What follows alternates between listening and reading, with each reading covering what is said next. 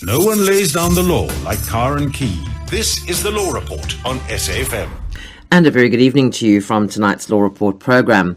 Well, as you know, once a month here on the Law Report, we run a legal clinic trying to answer a range of questions on a number of different topics. And tonight, it's once again time to open the lines for you to ask that particular question that doesn't quite fit into the other topics we discuss here on the Law Report.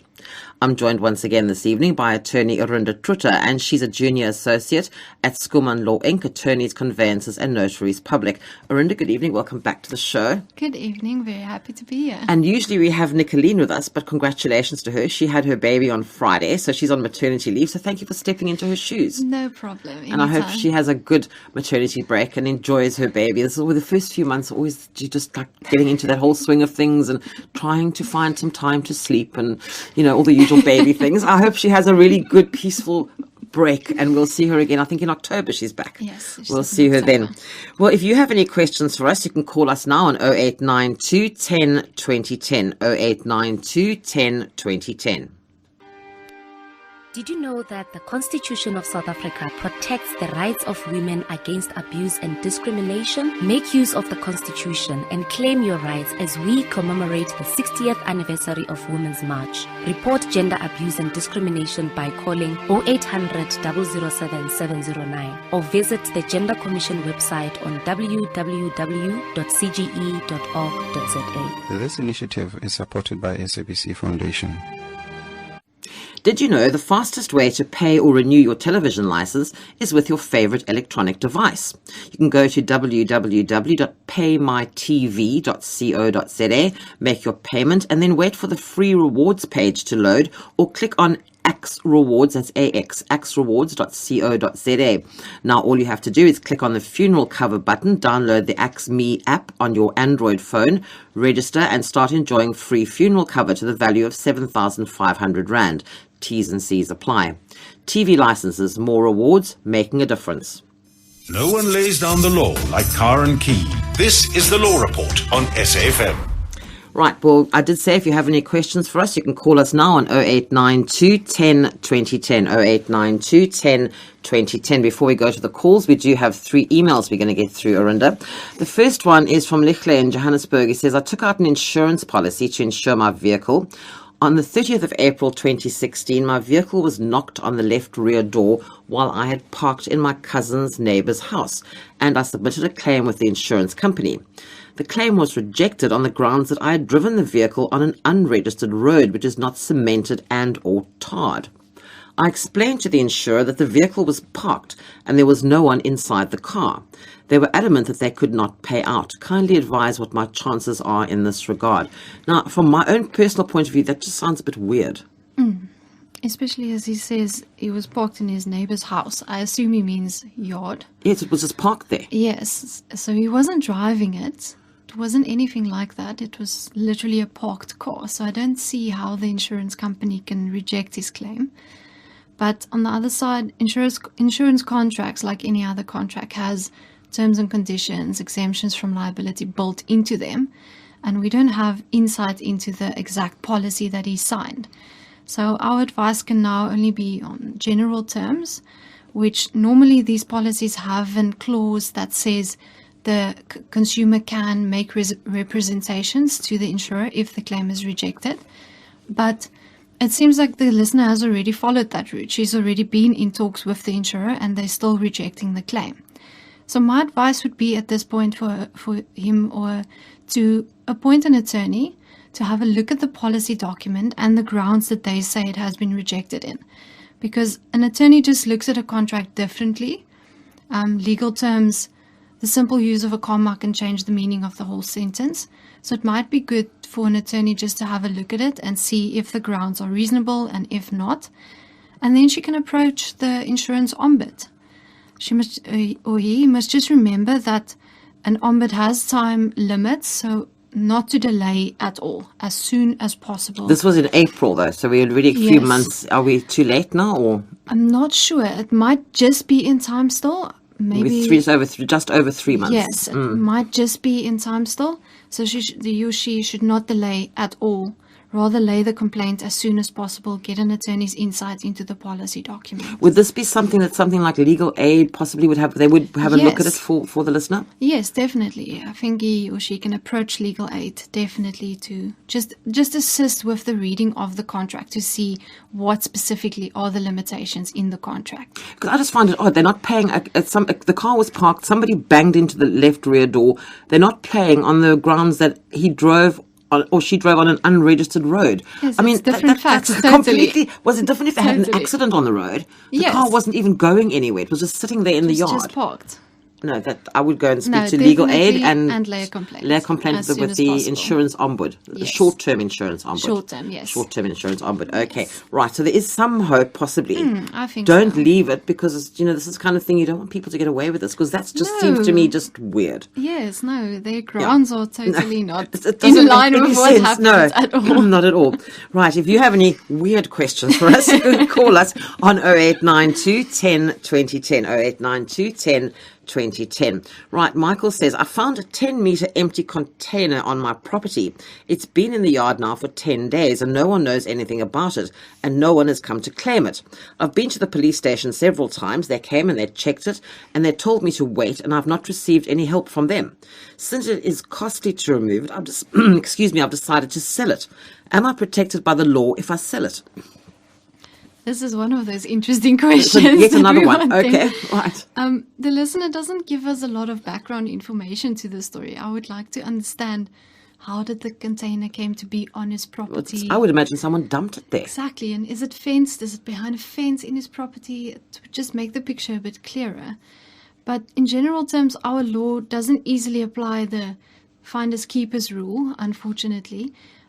Normally, the person who found the abandoned property will be in possession, but not the rightful owner initially as a start off. You would need to take all reasonable steps to find the property's rightful owner, which it seems that he has done. He's approached the police. Several times. He's done what he can do, but it just feels to me that a container this size either has to belong to a company, a construction company, maybe the municipality, might have been dropped off there for construction work or work to be done in the future that he does not know of now. So I don't want to advise the listener to just go right ahead and sell the property, as it might be risky. If the owner comes back now in the next 10 days, he might be facing a claim of theft against him because he sold the property. So my advice would definitely be to just wait it out a little longer, not go ahead and sell it right now. And then maybe approach a lawyer and see what is the legal recourse for removing it, either by sale or otherwise get the police to come take it. My view would be if the police came and stored it, that would be better. Then at least you've passed then you can pass the on responsibility, the possession yes. thereof. Because at this point, he's basically the possessor and he has to look after this property that is on his land now. Or maybe it's in the way. Maybe he wants to do something else there, and now this thing's in the way, and what do I do with it? And he has tried. I mean, he's been to the police several times. They've come and they've checked. They told him to wait, and he's waiting now, and nothing is happening. And I can imagine what an inconvenience that must be, because 10 meters is not a small object No, on it's your not property. small. Maybe if the owner comes back, he can even claim for damages, storage costs almost, there you go. for having the thing on his property for so long. He can even take that route. But advisable, seek legal. Just don't sell it just yet. Not yet. I No, would not no, do it no. within the first few 10 days. Rather wait it just out. Hold on a second. Yes. Hold on. Right. As we said, seem to be going through weird calls tonight. So if you have any one of those or anything else, doesn't have to be weird, 0892 10 2010. Right. Mboswabeni says, the small claims court ruled in favor of me. I then sent it to the sheriff to claim on my behalf. The sheriff claimed, but they didn't pay me. I then complained to the board of sheriffs. It's been 4 months and the board does not give me any information even when I've called them. They said we will call you back soon. Obviously they haven't. Please help. So obviously he got a ruling in his favor. He obviously then could send the sheriff to go and attach property, I would imagine, Yes, all I goods. think so. The sheriff did do that, but they haven't paid him the money. So what does he do now? Yes, it's actually very terrible to hear, because the sheriff is in a position of trust and he shouldn't be able to contravene that at all. The listener has taken the right route here to complain to the Sheriff's Board, because that would have been the first step. But now the Sheriff's Board also doesn't come back to him. So I would say definitely go to an attorney. Maybe a strong worded attorney letter will wake them up and make them see that the listener is actually being serious here. Otherwise, follow the legal process and issue a summons, claim damages, claim the money back from the specific sheriff. Is this something, again, that the legal aid and Legal those aid sort of would place would help you definitely with? be Because able I to worry about assist. people who are obviously needing the money and then Yes. having to appoint an attorney, which they probably couldn't afford. And so legal aid would actually look at something like this. Because if you go to the small claims court, you specifically go there to limit your costs. Absolutely. And it's not a big matter. And now he's going to face more costs because the sheriff is not doing their job properly. It's very unusual, though, because the sheriffs No, are normally quite a responsible. sheriff is normally, and they have very structured approaches to things, and there's rules regarding that, and they have to give you a sheriff return. So I can't see how they can do this. But he But, should definitely yeah. take it further. Because, I mean, he apparently complained to the board of the sheriffs, and he Yes. said it's 4 months ago, and they still haven't come back to him. I mean, that doesn't sound right either. 4 months is a long time. They should have at least in a week or two at least sent him a reply back. So what are the options are legal aid or possibly the law clinic at a local university. It's Yes. in, not quite sure where Mboswabeni is. No, it's all just cell phone numbers, so I can't actually tell an area. But basically, they can go to the law clinic at the local university, or legal aid will be able to help them Yes, with that just sort of to thing. assist them with talking to the sheriff, because I always feel like if an attorney talks to a sheriff or attorney talks to another attorney, then the message is clearer, where they don't always take the public so seriously. So a strong worded attorney letter might just do the trick. But if just because people now might get a bit nervous about this whole thing about the small claims court and claiming, this isn't a normal situation. No, it's not normal at all. Normally it's a very smooth process. It's really a smooth process to go through the small claims court. Right, so don't worry if you have a No. case in the small, because this is not a normal event. This not doesn't every day. Doesn't happen every time. Okay. Definitely. Before we start taking any calls, just a reminder to the listeners that we've got Wolves Week coming up quite soon. And I had a look last week. I must check again this week. But the Law Society of South Africa still hasn't put up the list of No, attorneys. I actually They're a bit also late. checked. I think Yes, the they Free are States list was up, but the rest, why are they taking so long to I'm register not sure. lists? I also actually checked today just to make sure, but it's not up yet. No. Maybe all these public holidays have confused Maybe them they're or a bit something. delayed as well. So, as I have always said every time, once that list is up, and if you want to now already start sending me, because what happened last year, as I said to the listeners, they can email me if they're needing to have a basic will. That is the point. It's nothing if you've got property and trusts and all sorts very of very basic. fancy things. This is the basic will. You just need a basic will to start with. And those are being done free during Wills Week. Yes. But they have to make an appointment because they get the slots get filled up very quickly.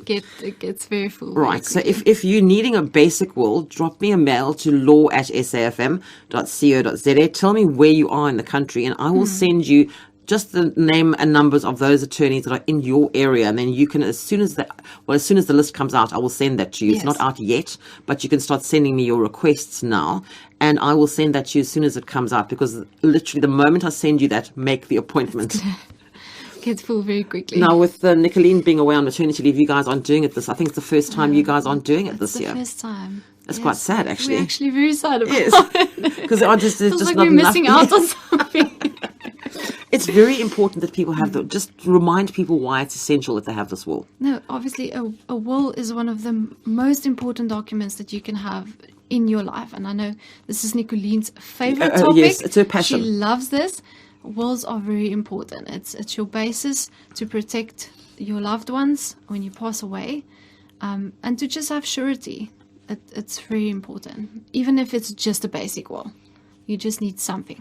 Just to start with. Just At to a later start stage, with. you can always add to it. You can have it Yes. redone later. Yes. But just please have one to start with. To start with. Right. Well, you're listening to the Law Report this evening. It's our law clinic. My guest is attorney Arunda Trutter, and we're taking questions of all kinds. It's the open line type law clinic tonight. So if you have any questions, you can call us on 0892 10 2010. Brand new shows on SABC3. Late Night Talk is larger than life with Jason Goliath, and Real Talk with Anele and Trending SA keeps the conversation going.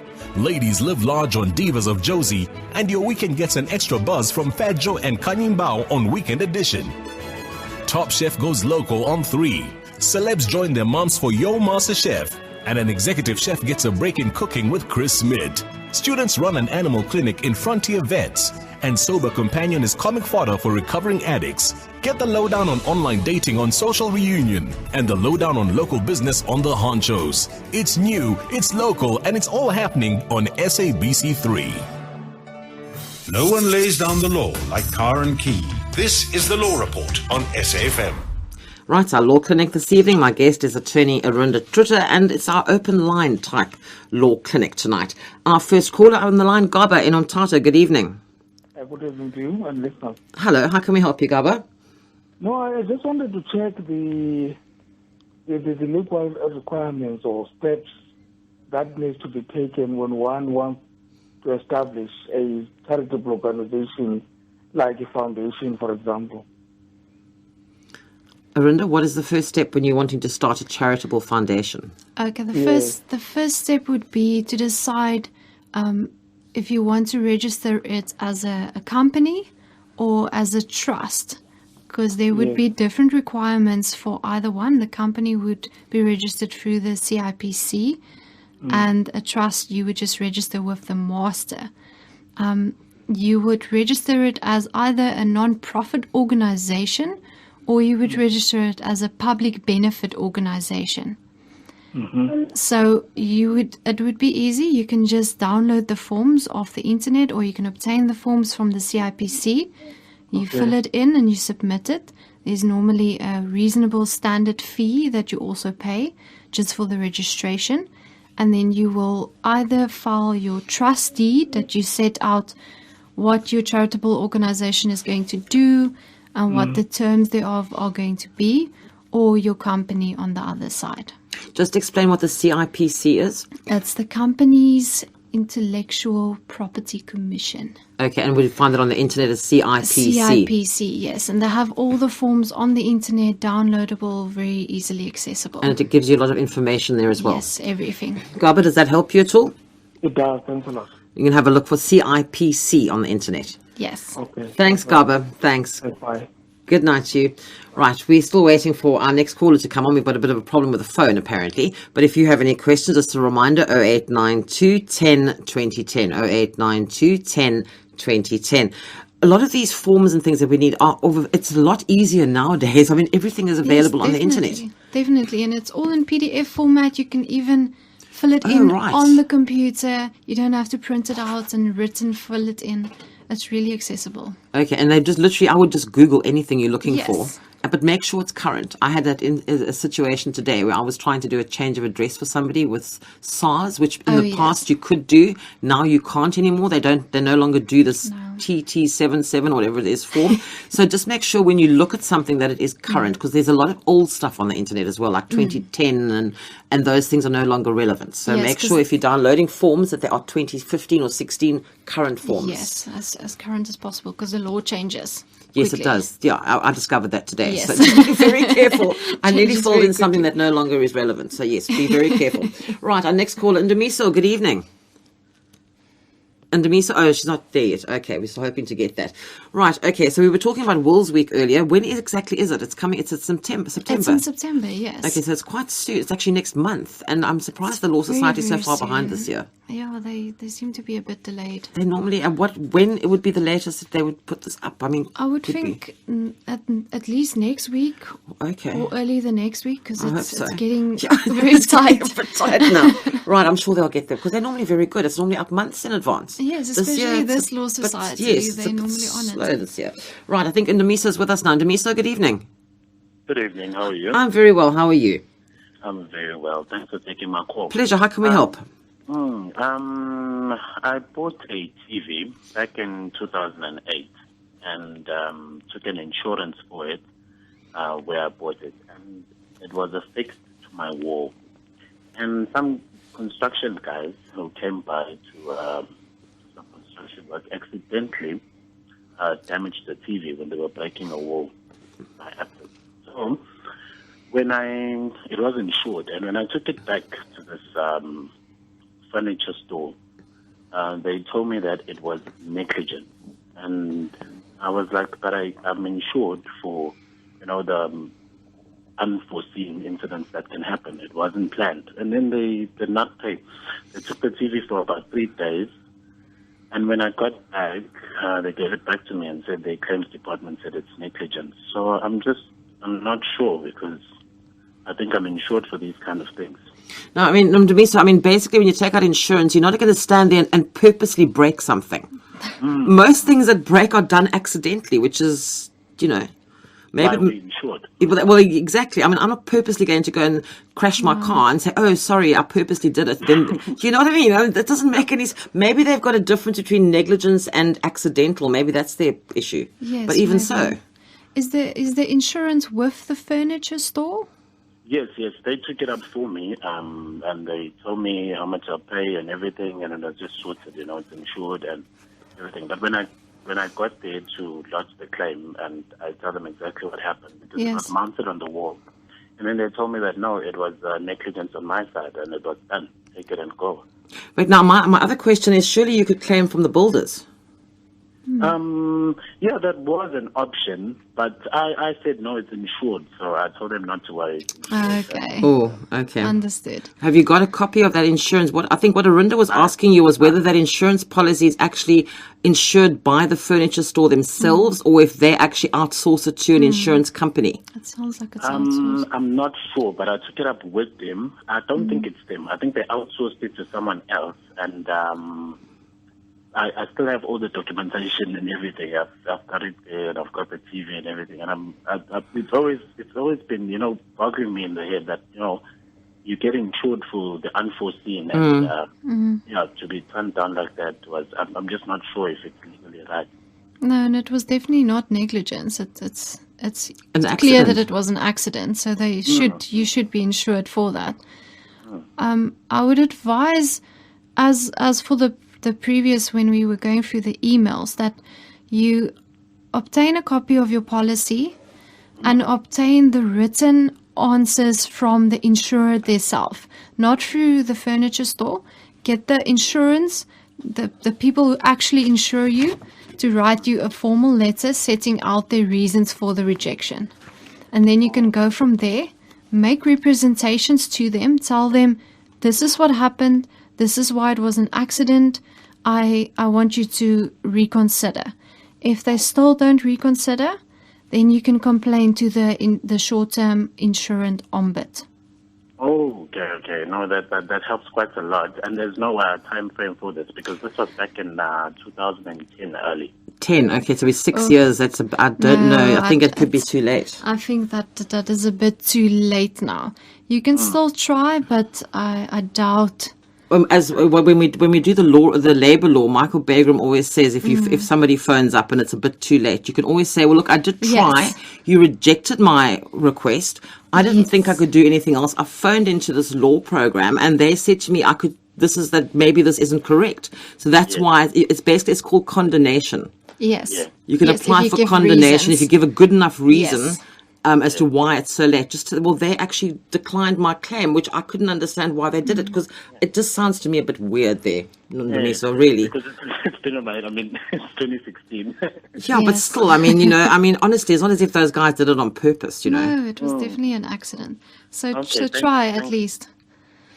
Give it a shot. It's always worth a shot. Yes. Always, yeah. No, 100%.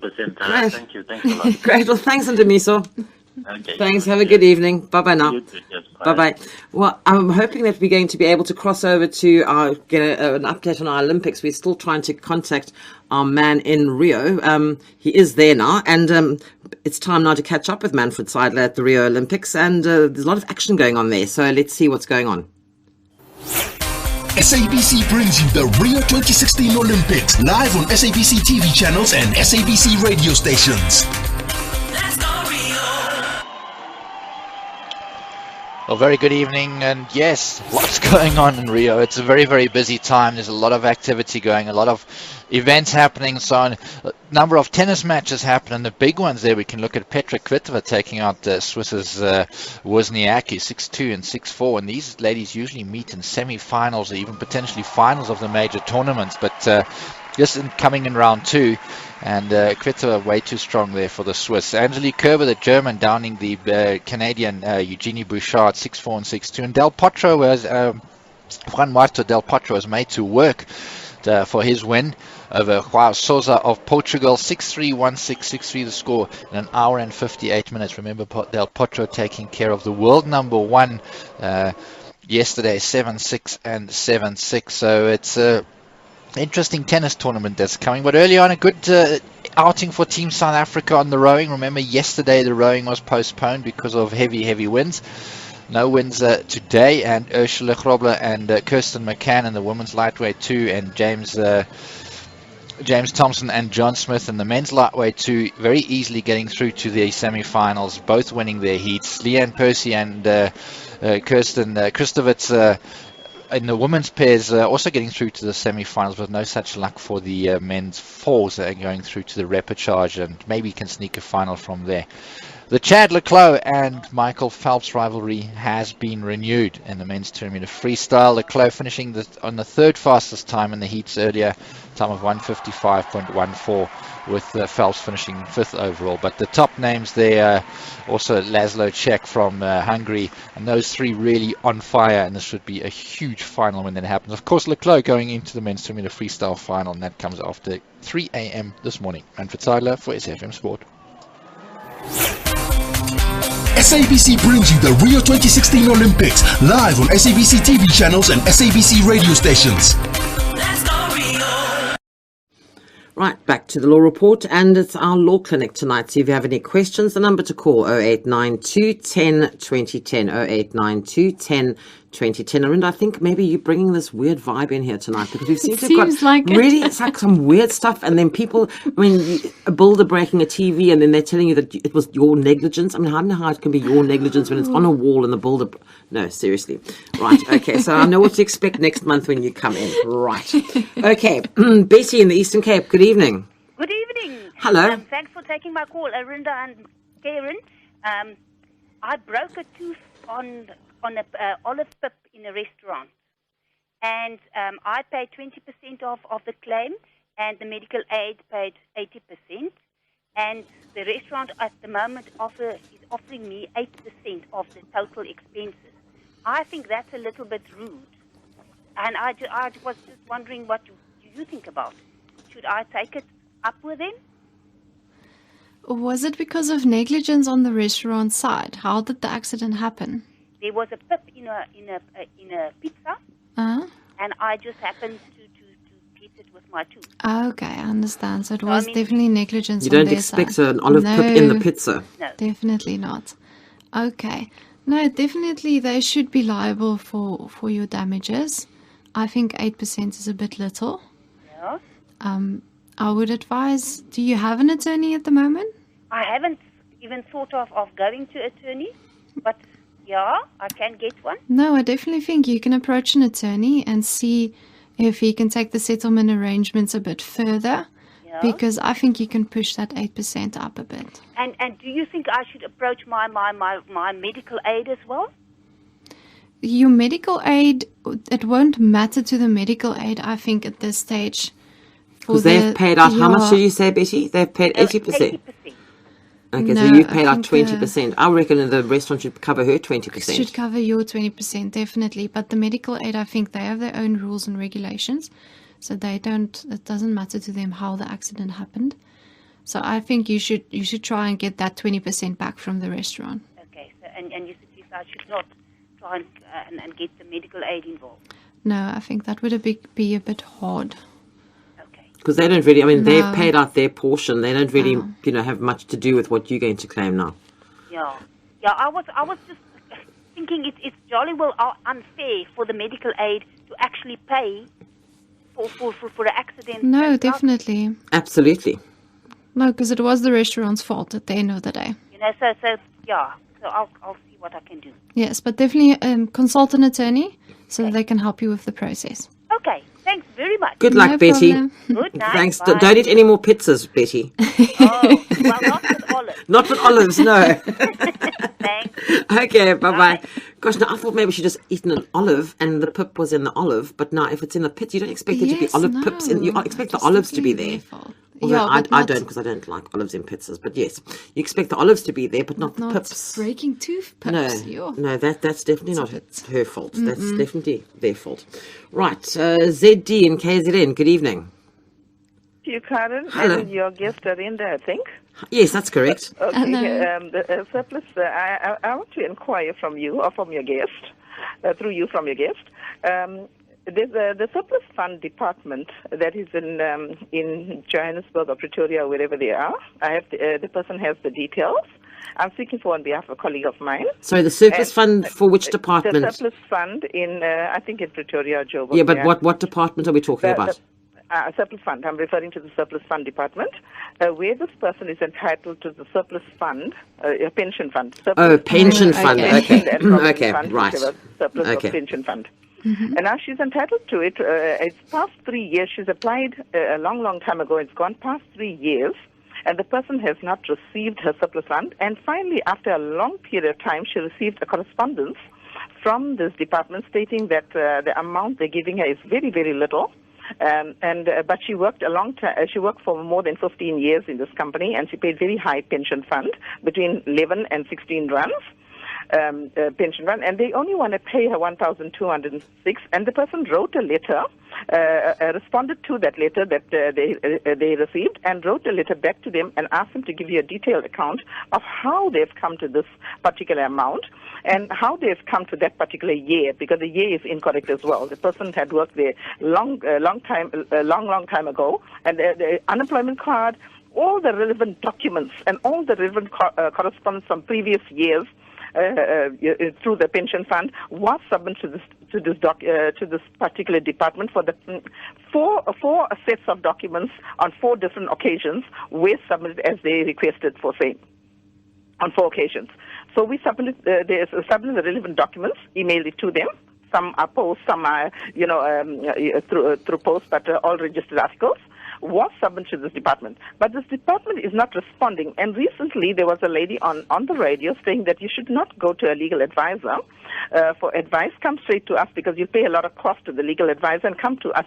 But the department is paying whatever they choose to pay and not what the person's amount should be. Because the fund is sitting with the money for more than 30 years. Yeah, they only want to pay her 1,200 for 30 years and 11 rands a month. She was paying pension, 16. That's and that's the company share that she's waiting for. ZD, as far as I'm aware, the surplus fund, it depends on the company. The company has their own sort of pension fund, so it's not a surplus department. No, it's not a company. It's a union, through the union. Oh, it's a union thing. Yeah, okay. The union, because you go through the union. Okay, so they would have their own. Was registered. So I'm just inquiring whether we should go to to the legal aid. Whether I should ask the person to go to the legal aid board. Will they advise her accordingly if the person has explained and submitted certain relevant documentation to the legal aid board? Well, the person is not employed. Before Arinda actually answers you that, I just want to, because I've actually been in a similar sort of situation. What I wanted to say to you was, don't go to the union. You need to find out who that pension fund company is. You need to go directly to the pension fund. No, we've got all the relevant documents. Yeah, well, have you details, everything from the company? We've got the surplus fund department information, everything at the pension fund in writing. And they did write back to the lady, and they did tell. But they take very long to respond. 3 months ago, a letter was submitted to them on how they came to that amount that they're giving. They didn't come back to the person. Okay. Would legal aid help with something like this, Arinda? Yes, legal aid would definitely be able to assist you. Just as a point of departure, the pension funds normally do take a while to get back to you. So you should be a bit patient with them. They have a lot of things going on, so they take a while to get back to you. When we phoned the lady on the other side telephonically, she says, you know what, I'm not going to pay you what you want. I'm going to pay you what I wrote on that letter. You said that the information in the letter, most of them are incorrect. Incorrect information on the letter. Okay, right? And correct information was submitted to her. Yes. Because they don't have any documents. Every after 3 years, documents are thrown away, and you don't have that information on your computer. So they are filling in false information and false amounts So we submitted the correct amounts and the correct information to the person concerned. Okay, so as Arinda says, it is something a legal aid would take up. Definitely. I would advise go to legal aid, ask them to assist you with the matter, to get into contact with the other person that you are submitting the documentation to, because it seems like you have all the supporting documentation and the evidence to prove your case. Yes. So I would say appoint an attorney to help you with that. All right, because I tried to, to speak to the person on the other side, through the call center, because you got to go through the call center. And I told the lady there, we have submitted the documents to you and haven't received a response to date. And then the lady says, you can go to any attorney you like. We don't care. We're going to pay that amount that we are saying. Well, just the amount that they're giving you is incorrect. Well, just then go straight to legal aid. Don't phone her back and go and All speak right. to an attorney. Yes. All right. Thank you, my darling. You'll have a nice evening. Thanks, ZD. You too. Have a good Women's Day tomorrow. Bye. Thanks. Bye-bye. Thank you. All the same. Also. Thank you. Bye-bye. Bye. Right, off to Johannesburg now. Philemon, good evening. Philemon, are you with us? Yes. Hi. Hello, Philemon. How can we help you? Yeah, fine. Okay, I'm actually calling on behalf of my brother. Okay, what actually happened is that last year, my niece passed away. She had 2 children, with a boyfriend, but they were not married. What actually happened is that after her passing, and the boyfriend actually applied for the guardianship of the children. They tried to pursue the matter at the court, but they actually told that according to the Children's Act, since he was the remaining parent, he is entitled to take the children. But customarily, the guy hasn't paid any lobola or hasn't paid any damages. How must we deal with this matter? Yes. Unfortunately, the fact that he hasn't paid lobola doesn't affect the court procedure. He is the legal guardian, as he is the other parent. However, other family members can also apply to court to be appointed as guardians. The court will look at all the facts and all the relevant circumstances of each party's residence and what they can offer the child and where the best interest of the child lies. The court will always go for the best interest of the child. So if you don't want him to be the guardian, then you need to apply to court with reasons why you don't want him to be the guardian and why someone else has to be appointed as the guardian. Yes, because now he only took the children now when their mother passed away, because the children were actually living with them. Yes, now I understand that. But as I said, he is the parent now, so it makes general sense that he would take the children. But if you don't want that, you need to apply to the children's court to get an order that someone else has to be the guardian. But you will need to give reasons to the court why he would not be a suitable guardian. Okay, no, that's fine. Does that help you, Philemon? Yeah, it does help. Great. Thanks. Good luck to you. Good night. Very much. Pleasure. Bye-bye now. Okay, bye. Bye-bye. Off to Umtata. Zola, good evening. Good evening, ma'am. Hello. How can we help you, Zola? Ma'am, I bought a car with Westbank, Mm-hmm. and then that car, I'm still paying it. Now, what happened sometime last year, my car was attached for private loan, and then I had to pay that account in full in March. In March. It was 23,000 rand. Now, my car was stored by a deputy sheriff, and then for more than 5 months. Then I had to release the car for 35,000 rand. I approached Westbank a number of times to assist me because the car I'm still paying it is not under my name. And Westbank told me that they couldn't involve themselves because I'm still paying the car. I'm paying. They don't have a problem with my account. It is a private matter. I have to sort it out for myself.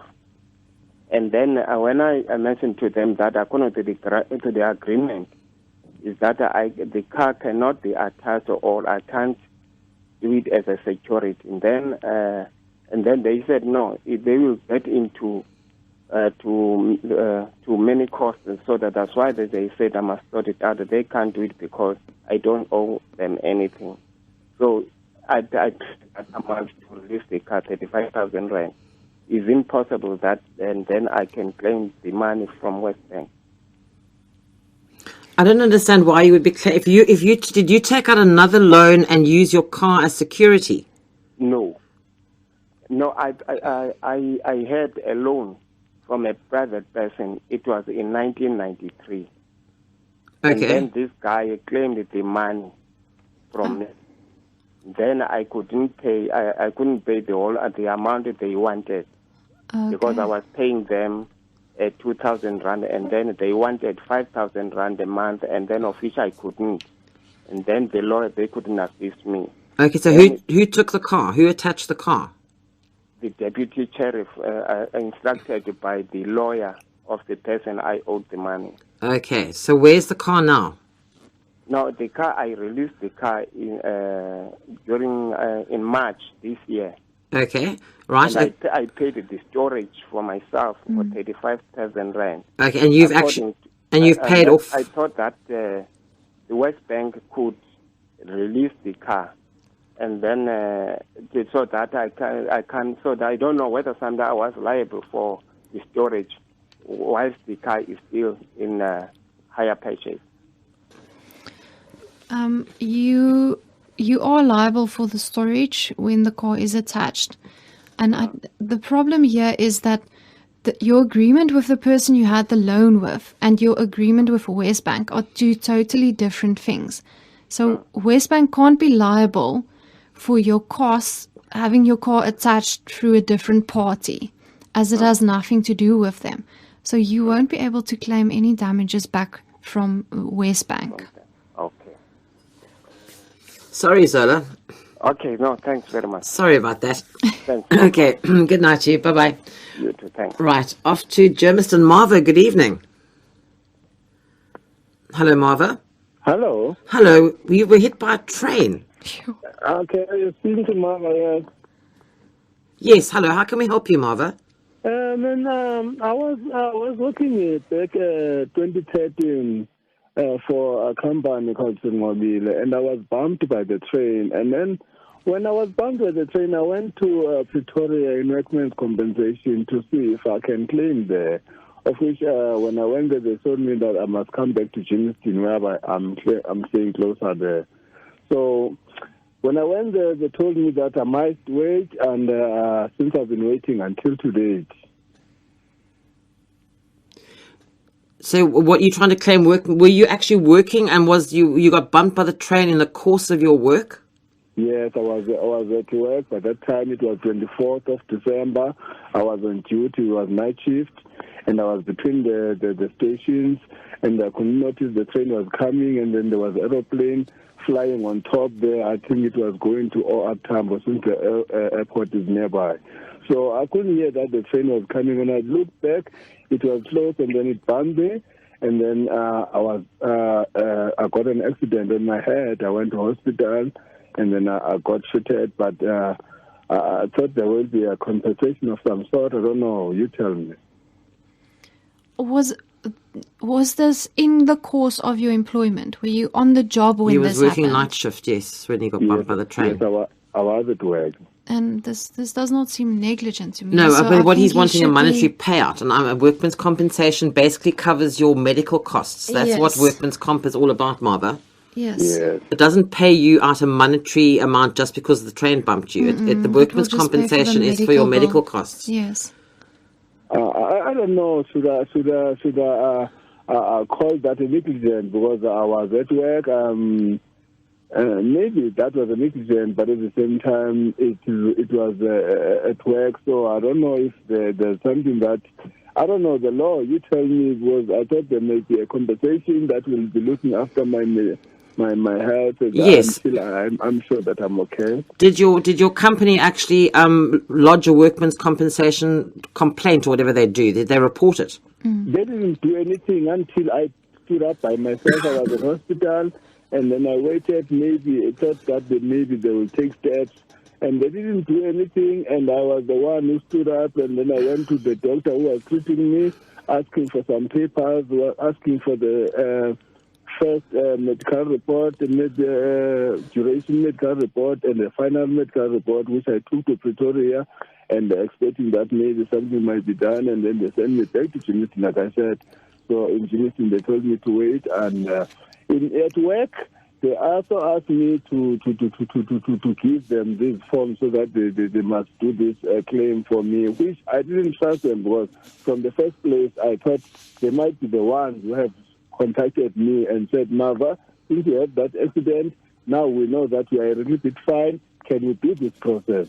Until I did it myself, and that's where they wanted to take over, which I thought I will just take the road my way. I don't know if I was wrong. Marva, this is actually quite a complicated labor law issue. What I'm going to do is on the 22nd of this month, so basically in 2 weeks' time, we're going to be doing labor law again with Michael Bagram. And we've got your number. Can we call you back that night and you speak to Michael and he'll be able to give you more information? Yes, ma'am, please. I've made a note. Okay, so we're going to call you back on the 22nd on the program when we do labor law again, and then Michael Bagram will be able to help you. All right, ma'am. All right. Okay, thank you, Marva. It will be around this time, huh? Yeah, we'll be right between 9 and 10, yes. All right, ma'am. Thanks so much. Thanks. Nice. Bye-bye. Good night to you. Okay. Bye-bye. Did you know the fastest way to pay or renew your television license is with your favorite electronic device? You can go to www.paymytv.co.za, make your payment, and then wait for the free rewards page to load, or click on axrewards.co.za. Now all you have to do is click on the funeral cover button, download the AXME app on your Android phone, register, and start enjoying free funeral cover to the value of 7,500 Rand. T's and C's apply. TV licenses, more rewards, making a difference. No one lays down the law like Karen Key. This is the Law Report on SAFM. Right, off Binza, good evening. Oh, no, Binza's not there. Binza, are you with us? No, Binza is not there. Binza was actually apparently at Marva's house, Marva, who was having the workman's comp issue, and we were hoping Binza would be able to answer the phone. So we'll hopefully get Binza on in a moment. Yes, and just a reminder to all of you out there, the labour law program normally is only on the first Monday of every month, but this past first Monday, which was last week, we had so many emails, we couldn't get through them all and take your calls. So Michael very kindly agreed to come in again for an extra show on the 22nd of the month, which is in 2 weeks' time. So we'll be carrying on with those emails that we couldn't get to, plus taking some calls. And then 2 weeks after that, he'll be back again. So Michael's like in 2 week batches this month, because there's so many labour law issues that people just really need to talk to him all the time. I'm hoping that is Binza with us yet? I'm hoping Binza's on the line. Is Binza there? Not yet. We're still trying to get hold of Binza. Right. So what have we learned a lot? We've actually been speaking a lot tonight about legal aid. It's one of those things, I don't think people use it enough. Legal aid in the university law clinics. Very good to use those. Especially the university law clinics, because I don't think a lot of people know that you can go to the university. Are they at all the universities? Most of them, yes. I think most of them have law clinics, which is basically also like legal aid. So you can get free legal advice if you fall into a certain they do a means test, yes. I would imagine. Yes, they do a means test, but it's really nice, and they really do a good job.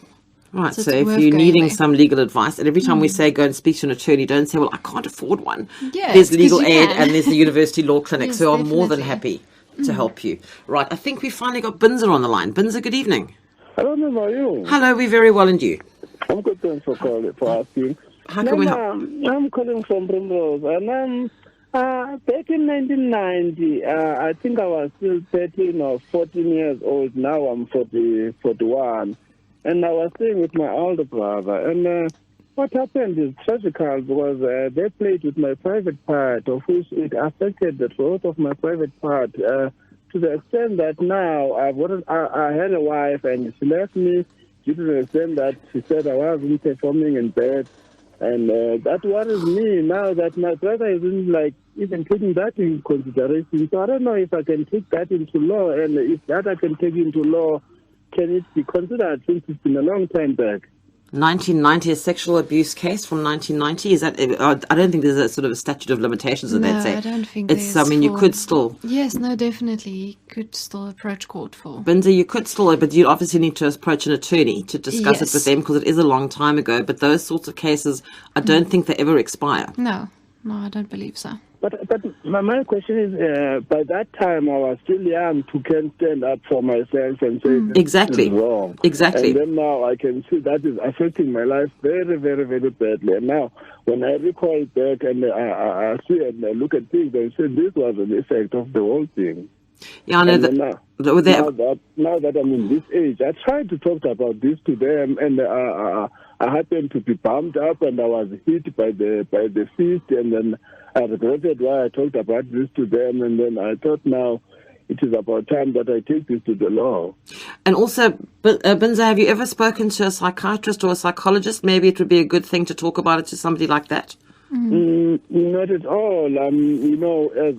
As blacks, we are not familiar with such people, because I'm coming from deep rural areas in Transkei, so I happen to be here in Joburg. Okay, the most of the clinics have got a psychologist on the staff there.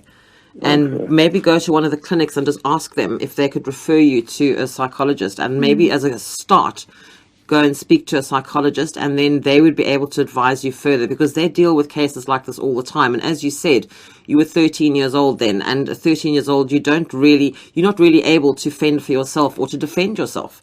And so, and it happens, you read about this a lot in the press, about people who've been abused as children, and as they become adults, then they start to talk about it, because then they understand what happened to them. And that seems to be what happened with you. But I think a good starting place, Binza, would be to go and speak to a psychologist, and the clinic would be able to advise you and to refer you.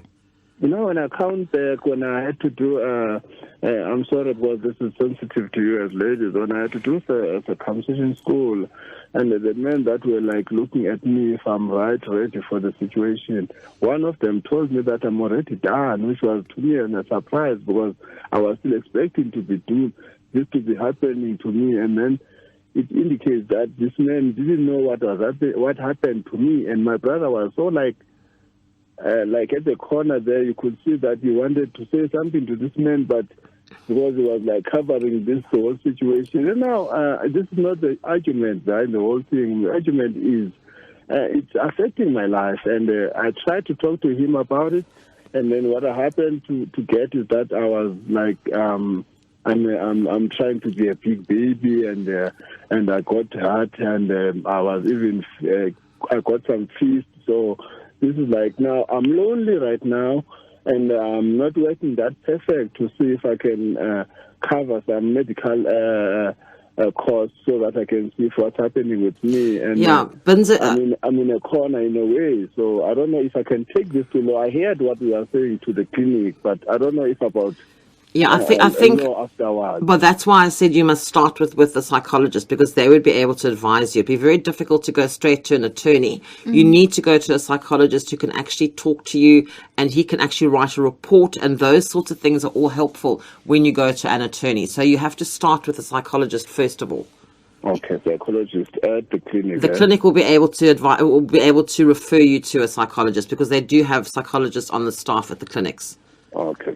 All right, and good luck to you, Binza. And I have to say, you're very brave to come out and talk about it now. It's a very brave thing to do, so well done on that. All right, that's right. All right, and good luck to you.